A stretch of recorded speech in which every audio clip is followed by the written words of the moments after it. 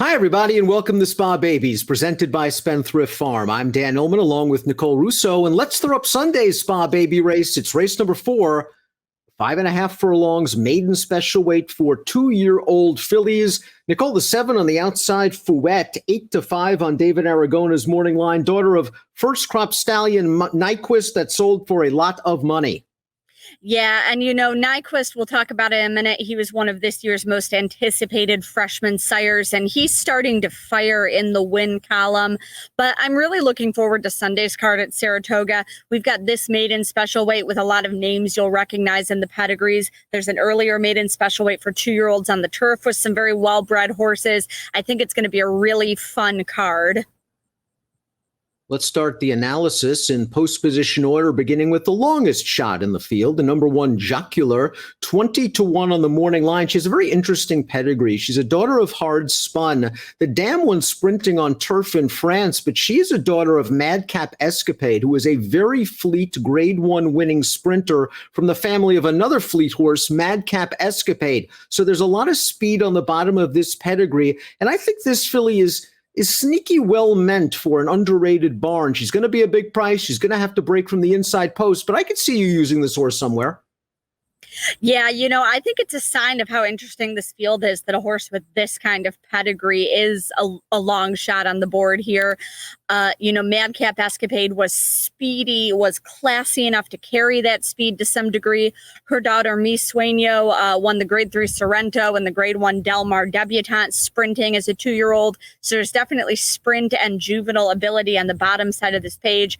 That said, Hard Spun does sneaky good with his turf horses. The Dam 1 sprinting on the turf. This is a horse where if she doesn't fire on Sunday, I'm going to circle her and watch for her down the line. I think she could be a sneaky good turf horse.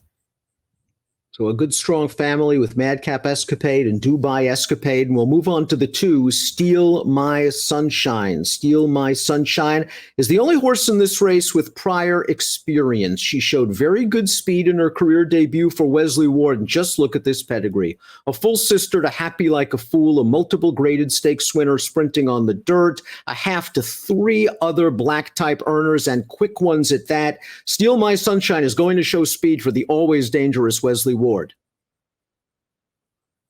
Yeah, and she obviously has plenty of dirt ability on both sides of her family as she makes the surface switch for breeder, owner, and trainer Wesley Ward. Now, in her debut on the turf, she ran behind a filly named Frankel at Ascot, who was 3rd there. That one runs earlier on the Sunday card. So maybe keep an eye out there, for a little bit of hint of the class she was running against. Here's a formulator fact for Ward over the past 3 years with 2-year-olds moving from turf to dirt in their second start, 6-4-12, a $4.05 return on investment. He's going to try that move on Saturday with Guana Key, and it looks like that this horse, Steal My Sunshine's been working with that one. So check out, of course, the Clocker report from Mike Welsh and his colleagues for further information. Let's move on to the 3, that being Lightfoot Miss. Lightfoot Miss, a $55,000 yearling who sold for $80,000 at 2 after breezing a quarter and 21-1. So there's some speed there, and the dam was multiple stakes placed on dirt as well. So again, Violence, the sire, does extremely well with debut runners. Bilbot often takes his time, but something tells me that this filly's going to show some ability. Well, Bilma often takes his time and they improve in their second or third starts. So that's what gives me pause with this debut starter. That said, she does have a long and solid work tab, should have some foundation in her. And Violence is just, his 2-year-olds here this summer with a couple of stakes winners for him this year. Number 4, Union Gables, is by Speightstown. And look at that workout. 2 furlongs and 21 seconds at the 2-year-old sale, where she sold for a solid $90,000. And there is some sprint in this pedigree. The dam, multiple Grade 2 placed sprinting as a 2-year-old. The second dam, very precocious and speedy as well. And I think this horse has some sneaky price potential. 10-1 on the morning line, attracting John Velasquez. Yeah, I certainly think she's got some. Gary Gullo, who we've talked about a bit this summer, historically does well in these type of races. We're kind of waiting for him to break through with one this summer. I liked the way this filly worked at the 2-year-old sale. Not only did she work fast, but she seemed to do it the right way. She has a solid work here at Saratoga on August 2nd, going 5 furlongs. And the Dam Tanasa was so highly thought of that they tried to debut her in a stake as a 2-year-old. You may recall that she lost the rider in the post parade and led everybody on a merry chase all around Belmont Park for about 50. Came back to win her maiden impressively and go on to be grade 2 placed as a 2-year-old. Certainly a horse with a lot of juvenile ability. Number 5 is Rookery, the second filly in the race by Hard Spun. Rookery sold for $360,000 as a yearling. There's lots of speed on the bottom of this pedigree. The second dam, Game Face, the Princess Rooney, a grade 1 sprint. The fourth dam, Harbor Club, was a hard hitter back in the day. Lots of sprintability and class on the bottom. Wayne Catalano's recent stats with first-time starters are not good, but he has won historically with these kind of horses. Yeah, and I think when it's the right more than anything, Rookery certainly has class on the top and the bottom of the pedigree. You see Game Face there. What a fast filly she was. And the Dam's him, who was a really well-regarded horse who I think just never quite put it all together. 6 is Saratoga Commando, Chad Brown, first-time starter. You always have to respect those. An $87,000 yearling by Majestic Perfection, a very fast horse and a pretty good juvenile debut stallion, 14% winners. And this dam, a full sister to 2-time Whitney winner Commentator, who not only could go a distance of ground, he was very fast and could carry that speed. Really interesting pedigree. Speed over class and speed for Chad. Yeah, definitely. And, you know, Chad Brown, you always have to respect with these horses. Saratoga Commando was entered Friday as a main track only runner. Will be running in this spot on Sunday here. Majestic Perfection, a very, very good sprinter who's become a nice sire and a nice filly sire. And Commentator, as you said, I not only look at him as a, clue to potential stamina in the pedigree, certainly as a clue to speed. He was a very fast horse who won his races by utilizing his speed.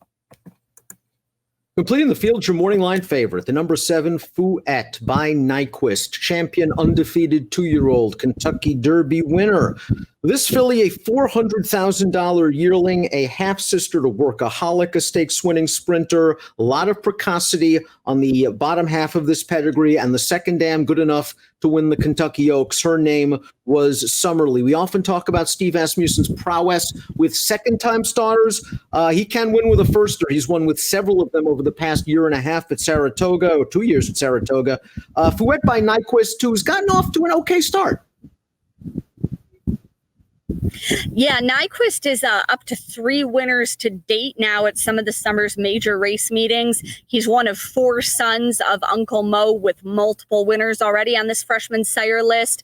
Nyquist, of course, emulated Uncle Mo by being a champion juvenile, Breeders' Cup juvenile winner. Certainly no surprise to see him follow in those footsteps. With a Kentucky Derby winner on the top of the pedigree and a Kentucky Oaks winner on the bottom, no surprise that this was an expensive yearling. And Steve Asmussen, as you mentioned, really having a great year with his 2-year-olds. And this one is the classic Asmussen work pattern, kind of a bullet penultimate work before the race, followed by sort of a maintenance move, probably coming up to the race just the way Steve Asmussen would like. And as we take a look at our top selections for Sunday's Spa Baby race, that's where I'm going, although I wish I had the guts to have picked the number 1 Jocular, who's 20-1 on the morning line. Something tells me she's going to run surprisingly well at a price, but I did land with Fouette in here. I think Lightfoot Mrs. Sprint pedigree is interesting. I just wonder if Bill Mott will have her fully crank. And I like where you're going. The 4 Union Gables, 10-1 on the morning line. Nice 5 furlong work. You're getting John Velasquez on a Speightstown filly that showed speed at that sale. Yeah, I will take a bit of a swing there at a price. Liked the way she worked at the sale, liked the way she's working coming up to this. Speed on speed in the pedigree. As I said, I really thought highly of her dam. I will use your top selection, Fouette, in there. Cannot overlook her. Steal My Sunshine making the surface switch for Wesley Ward, and Chad Brown's horse, Saratoga Commando.